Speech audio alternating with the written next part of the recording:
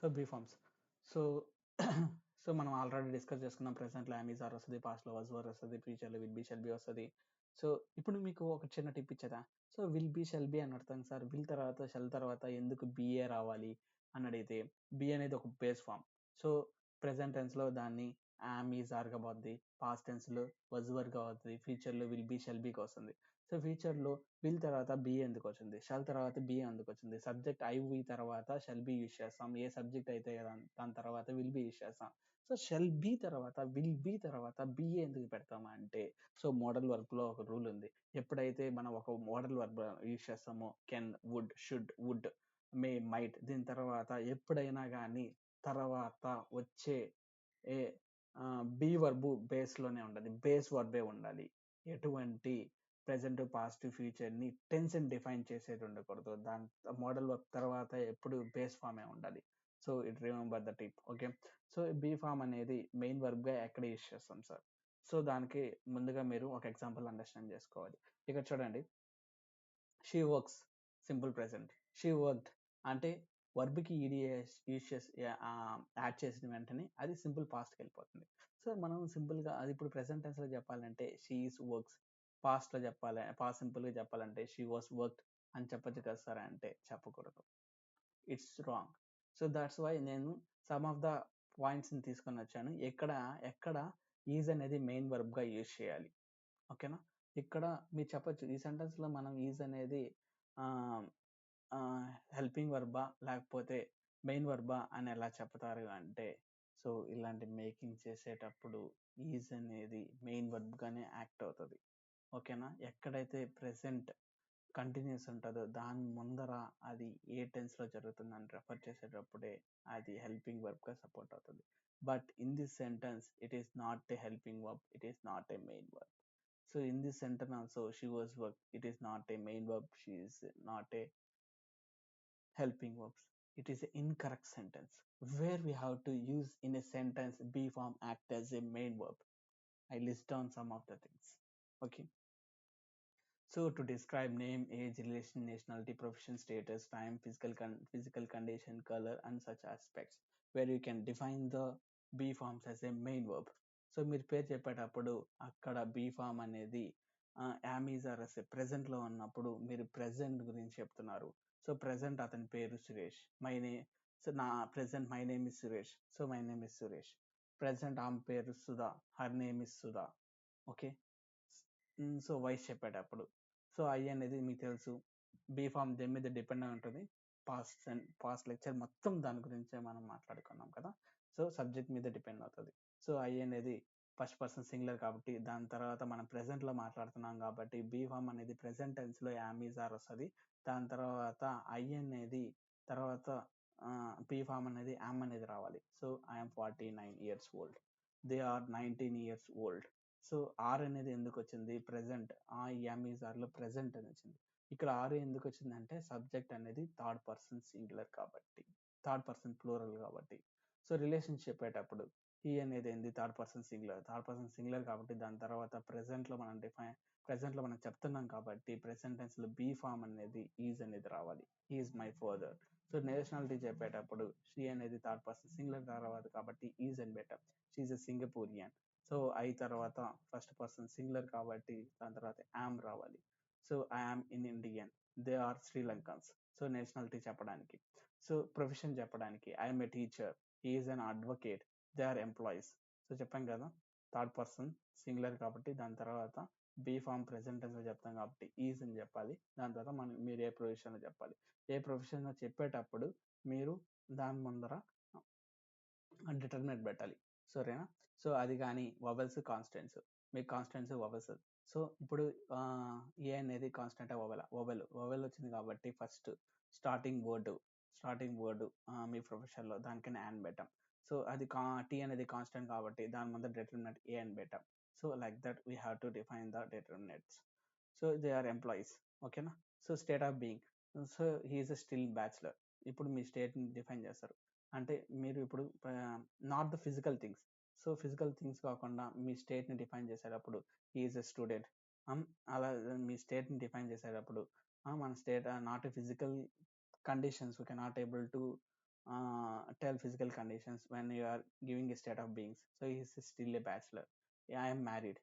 So are you married? So when you are giving yes or no questions at that time, so be form plus దాని తర్వాత subject, దాని తర్వాత rest of the sentence. So already మనం discuss చేసుకున్నాం first spoken ఇంగ్లీష్లో yes or no questions ఎలా frame చేయాలి, and positive, negative, and yes or no, and what questions. Please watch that spoken English first class.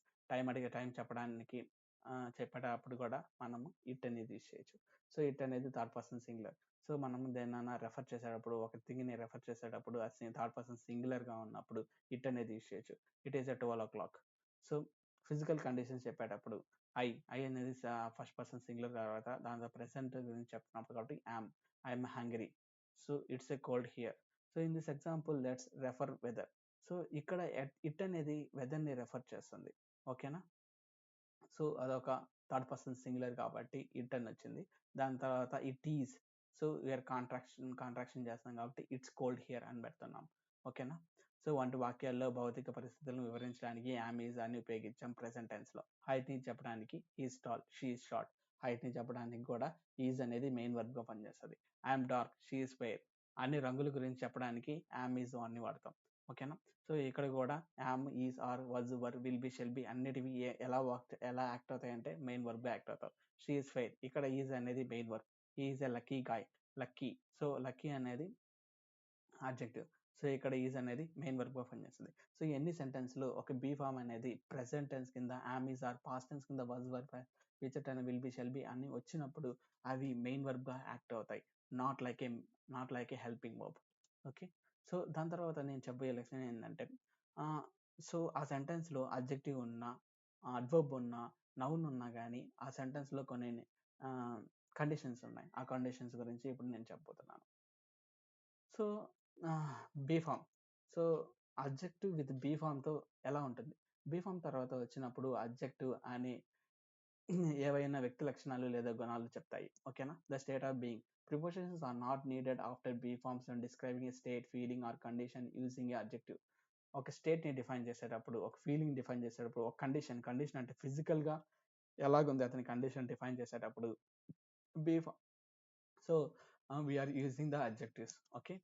So first state, he is happy, అతను హ్యాపీగా ఉన్నాడు. He అనేది third person singular కాబట్టి దాని తర్వాత is బెటమ్, ఈజ్ అనేది ప్రెసెంట్ టెన్స్లో బీ ఫామ్ కింద మెయిన్ వర్బ్గా యాక్ట్ అవుతుంది. హ్యాపీ అనేది అడ్జెక్టివ్. ఓకేనా? ఇక్కడ స్టేట్ని డిఫైన్ చేస్తాం. నెక్స్ట్ అనేది ఫీలింగ్ గురించి డిఫైన్ చేయాలి. దే ఆర్ సిక్, అది థర్డ్ పర్సన్ ప్లూరల్ కాబట్టి దాని తర్వాత వచ్చే వర్బ్ అనేది మెయిన్ వర్బ్ బీ ఫామ్లో ఆర్ అనేది రావాలి, sick. So he's feeling is a they are sick. Okay. So he is confidence. So ఫిజికల్గా అతను కాన్ఫిడెన్స్గా కనబడుతున్నాడు కాబట్టి అతని కండిషన్ గురించి చెప్తున్నాం, హీఈస్ కాన్ఫిడెన్స్. సో ఇక్కడ చూడండి, ఈ ఆప్షన్స్ ఆఫ్ ప్రిపోజిషన్ అర్థం చేసుకోవాలి. ఇక్కడ బీ ఫార్మ్స్ ఈజ్ తర్వాత అడ్జెక్టివ్స్ ఉంటే దానికంటే ముందు ఎలాంటి ప్రిపోజిషన్ ఇన్, ఎట్, ఆన్ ఉండదు. ఓకేనా? సో దే ఆర్ సిక్, కరెక్టే, దే ఆర్ ఆన్ సిక్ అని చెప్పకూడదు. ఎప్పుడైతే అడ్జెక్టివ్స్ ముందర ఎటువంటి ఏదైనా preposition is, on, sorry in, at, on కానీ ఉంటే అది ఇన్కరెక్ట్ సెంటెన్స్ అయిపోద్ది. సో ఇక్కడ కూడా చూడండి, కాన్ఫిడెన్స్ అనేది అడ్జెక్టివ్. ఈ అడ్జెక్టివ్ ముందర మనము ఇన్ అనేది ప్రిపోజిషన్. సో ఎటువంటి subject, be form plus adjective మాత్రమే ఉండాలి. సబ్జెక్ట్ ప్లస్ బీ ఫామ్ తర్వాత ప్రిపోజిషన్ వచ్చి, ప్రిపోజిషన్ బీ ఫామ్కి అడ్జెక్టివ్స్ మధ్యలో ప్రిపోజిషన్ అనేది ఉండకూడదు. ఉంటే మాత్రం అది ఇన్కరెక్ట్ సెంటెన్స్ అయిపోద్ది. ఓకేనా? సో అదే. సో ఐఎమ్ ఆన్ థర్స్టీ, నేను దాహంగా ఉన్నానని చెప్పాను, ఐఎమ్ ఆన్ థర్స్టీ అని చెప్పకూడదు. It is incorrect. ఎందుకంటే బీ ఫామ్ తర్వాత అడ్జెక్టివ్ రావాలి. బీ ఫామ్కి అడ్జెక్టివ్ మధ్యలో ప్రిపోజిషన్ అనేది రాకూడదు. అవి ఏంటంటే ఇన్, ఎట్, ఆన్ అనేటివి రాకూడదు. వస్తే అవి ఇన్కరెక్ట్ సెంటెన్స్ కింద వస్తాయి. We are sure, we are on sure అనేది incorrect. We are excited, we are in excited అనేది ఇన్కరెక్ట్. వీఆర్ ఎక్సైటెడ్ అనేది correct. He's at tall, incorrect. He's tall. ఓకేనా? సో హైట్ని చెప్పేటప్పుడు, ఓకేనా, అటువంటి చెప్పేటప్పుడు బీ ఫామ్కి తర్వాత ప్రిపోజిషన్ ఉండకూడదు. బీ ఫామ్కి తర్వాత అడ్జెక్టివ్ మాత్రమే ఉండాలి. ఓకేనా? సో పాజిటివ్ సెంటెన్స్ చెప్పిన తర్వాత సబ్జెక్ట్ తర్వాత బీ ఫామ్ వస్తుంది. ఓకేనా? దాని తర్వాత అడ్జెక్టివ్ రావాలి, షీ ఈస్ ఫెయిర్ అనేది. అదే నెగిటివ్ సెంటెన్స్ చెప్పేటప్పుడు సబ్జెక్ట్ తర్వాత బీ ఫామ్ వస్తుంది, బీ ఫామ్ తర్వాత నాట్ వస్తుంది, దాని తర్వాత అడ్జెక్టివ్ పెట్టుకోవచ్చు. సో హియర్ చూడండి, she is not fair. She తర్వాత ఈజ్ అని ఎందుకు వచ్చింది? సో బీ ఫామ్ అనేది సబ్జెక్ట్ మీద డిపెండ్ అవుతుంది. షీ అనేది థర్డ్ పర్సన్ సింగులర్ కాబట్టి ఈజ్ వచ్చింది. ప్రెజెంట్ టైంలో మనం ఈ సెంటెన్స్ని డిఫైన్ చేస్తున్నాం కాబట్టి ఈజ్ పెట్టాం. దాని తర్వాత నెగిటివ్ చేస్తున్నాం కాబట్టి నాట్ పెట్టాం. దాని తర్వాత adjective. It is a correct positive and negative sentence. So next we are understanding about the be forms with the adjective. Now we can understand the adverbs of places with the be forms. Why don't we use preposition with adverbs of places? ఇక్కడ కూడా adverbs of places use చేసేటప్పుడు prepositions అనేది ఎందుకు use చేయకూడదు? So మనం ఇప్పుడు దాకా adjectives ముందర ప్రిపోజిషన్స్ రాకూడదు అనుకున్నాం. అడ్జెక్టివ్స్ ముందర బీ ఫామే రావాలి, ఎటువంటి ప్రిపోజిషన్స్ రాకూడదు. సేమ్ కండిషన్ ఇక్కడ కూడా ఎందుకు? ఓకేనా? Adverbs of places indicates where an action occurs. They modify the verb by providing information about location or direction. Common adverbs of places include. Adverbs of places అంటే ఏంటి? ఇక్కడ ఉంది, అక్కడ ఉంది అని మనం చూపించేస్తాం డైరెక్ట్గా. లొకేషన్ డైరెక్ట్గా మనం చెప్పే వర్డ్లోనే దాని లొకేషన్ డైరెక్షన్ ఉంటుంది. సో ఇది అడ్వర్బ్స్ ఆఫ్ ప్లేసెస్ చెప్పేటప్పుడు నీ కీస్ ఇక్కడ ఉన్నాయి, so your keys is here, the keys is are there. So ఇలాంటివి ఇవి చెప్పేటప్పుడు here, there, wherever, whoever, somewhere, upstairs, down stair, inside, outside ఇలాంటివి ఎన్నో అడ్వర్బ్స్ ఆఫ్ ప్లేసెస్ వచ్చినప్పుడు దాని ముందర ఎటువంటి ప్రిపోజిషన్ ఉండకూడదు. సో ఈ అడ్వర్బ్స్ లోపల పరిస్థితి, స్టేట్ లేదా ప్రదేశాన్ని సూచిస్తుంది. ఫస్ట్ మనం ఇక్కడ 2 థింగ్స్ ఉన్నాయి, లొకేషన్, స్టేట్. ఫస్ట్ లొకేషన్ గురించి తెలుసుకున్నాం. సో అడ్వర్బ్స్ ఆఫ్ ప్లేసెస్ అంటే మీకు తెలుసు, here, there, wherever, upstairs, outside. So correct uses ఏంటంటే the keys are here, keys అనేది ఇక్కడే ఉన్నాయి అని చెప్తాం. But the keys are at there, at here అని అడగకూడదు. సో అట్, ఇన్, ఆన్ అనేటివి ప్రిపోజిషన్స్. అడ్వర్బ్స్ బిఫోర్ ఎటువంటి ప్రిపోజిషన్ రాకూడదు, వస్తే అది incorrect usage. So she is there, ఆమె అక్కడ ఉంది. She is in there. So ఈ దేర్ అనేది ఏంది? Adverbs of place. దాని ముందర ప్రిపోజిషన్ వచ్చింది ఇన్ అని, దానికని it is incorrect sentence. The paint is everywhere, the paint is at everywhere. Everywhere adverbs of place before at. It's at is indicating the preposition, that's why it is incorrect sentence. He went upstairs, correct. He went to upstairs, wrong. Okay. So upstair అని మనం already దాంట్లో destination చూపించేస్తున్నాం. So upstair అనేది దాంట్లో location, direction indicate చేసేస్తుంది. పా so దాని ముందర adverbs of places ముందర ఎటువంటి ప్రిపోజిషన్స్ పెట్టాల్సిన అవసరం లేదు. The childrens are playing outside. So the childrens are playing at outside. Outside అనేది మనం ఆల్రెడీ వాళ్ళకి ఇండికేట్ చేస్తున్నాం. మళ్ళీ ఇన్, ఆన్, ఎట్ పెట్టి మళ్ళీ చెప్పాల్సిన అవసరం లేదు. That's why it is incorrect. So ఇప్పుడు దాకా మీరు చెప్పిన దాంట్లో ఈ లొకేషన్ గురించి చూసాం. ఇప్పుడు స్టేట్ గురించి. స్టేట్ అనేది ఏంది అంటే, so in this context adverb describe the subject state or situation, not just the physical location. Okay, we are not talking about the physical location, we are defining the state. So they are outside enjoying the weather. వాళ్ళు బయట ఉన్నారు. So we are outside అంటే it is referring about the location or direction and enjoying the weather. So ఇక్కడ outside అనేది adverb మనం. So remaining the rest of sentence is concerned the rest state. So describing the involvement in an activity. So what is the activity they are doing? Enjoying the weather. It's concerned the state. So according to this explanation, you detailedly how to use be forms and how to use adjectives or adverbs of places without preposition in the usage.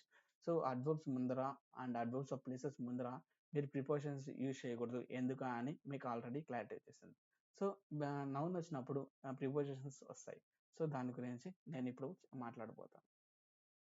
So మనం so ఇప్పటిదాకా మనం adjective ముందర, adverb of places ముందర preposition వాడకూడదు అని చెప్పాం. But noun ముందర వాడచ్చు. So preposition with place. So అవును, ప్రిపోజిషన్స్ ఇన్, ఆన్, ఎట్ అనేది ఫస్ట్ మీరు మీనింగ్ అని అర్థం చేసుకున్నా అంటే మీకు సులభం. ఓకేనా? In used as large area or enclosed space. So office అనేది ఒక ఎన్క్లోజ్డ్ ఏరియా. లార్జ్ ఏరియా ఉండొచ్చు, అది ఒక ఎన్క్లోజ్డ్ ఏరియా. సో మీరు స్వైప్ చేస్తే లోపలికి వెళ్ళాలి. సో ఇది ఎన్క్లోజ్డ్ ఏరియా. ఒక రూమ్ ఉంటుంది, మీ ఇంట్లో ఒక రూమ్ ఉంటుంది, దానికంటే ఒక డోర్ ఉంటుంది. It's an enclosed area. That's why we're referring I'm in the office, they are in the room. So I'm in the office, this sentence indicates that you are inside the physical building of the office.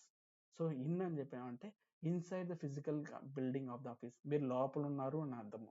On అని చూపించామంటే ఆన్కి ఇక్కడ tip ఏంటంటే either the ఏదైనా మీరు దాని గురించి అని చెప్పేటప్పుడు అది హార్జెంటల్ సర్ఫేస్ మీద వర్టికల్ సర్ఫేస్ మీద డిపెండ్ అయి ఉంటుంది అనమాట. The TV is on the wall. మీరు టీవీ దేని మీద, ఏ సర్ఫేస్ మీద ఫిట్ చేసుకుంటారు వర్టికల్ సర్ఫేస్ మీద, దానికనే the TV is on the wall. ఇప్పుడు మొబైల్ ఎక్కడ పెడతారు, హార్జెంటల్ సర్ఫేస్ మీద పెడతారు. అండ్ టేబుల్ సర్ఫేస్ ఎట్లా ఉంటుంది, హార్జెంటల్గా ఉంటుంది, దానికనే the mobile is on the table అని చెప్తారు. సో ఎట్కి ఇన్కి డిఫరెన్స్ ఉంటుంది. So I'm in the office, I'm at the office అంటారు. ఐఎమ్ ఇన్ ద ఆఫీస్ అంటే నేను ఆఫీస్ లోపల ఉన్నానని చెప్తాం. ఐఎమ్ అట్ ద ఆఫీస్ అంటే మీరు ఆఫీస్ దగ్గర ఉన్నారు, ఆఫీస్ బిల్డింగ్ లోపల ఉన్నారు, బయట ఉన్నారు అని మీరు కరెక్ట్గా చెప్పట్లేదు. దానివల్ల ఐఎమ్ అట్ ద ఆఫీస్ అంటే, so you are not specifying whether you are in the inside or the outside of the building of the office. So building లోపల ఉన్నారా లేకపోతే బయట ఉన్నారా అని మీరు స్పెసిఫిక్గా చెప్పాల్సిన అవసరం లేనప్పుడు ఐఎమ్ అట్ ద ఆఫీస్ అని చెప్పొచ్చు. షీఈ్ అట్ హోమ్ అంటే ఆమె ఇంటి లోపల ఉందా లేకపోతే ఇంటి బయట పనిచేస్తుందా అని స్పెసిఫిక్గా చెప్పాల్సిన అవసరం లేనప్పుడు షీఈ్ అట్ హోమ్ అని చెప్పొచ్చు. So preposition with actions or events. So they are in the conference room discussing the project. So the discussion is happening inside the conference room. Where? Inside the conference room. Yet, so she is at the airport checking in for her flight. So the action of checking is in taking place at the airport. So we are not referring at inside or outside. So we are not to go. We have to. Okay. So the paper is on the desk waiting to be signed. So desk is an horizontal surface. Okay, that's why we are giving on as a preposition. The paper at event related item are on the surface of the desk. So I'm putting more efforts. Please do subscribe, comment your doubts and like. Please.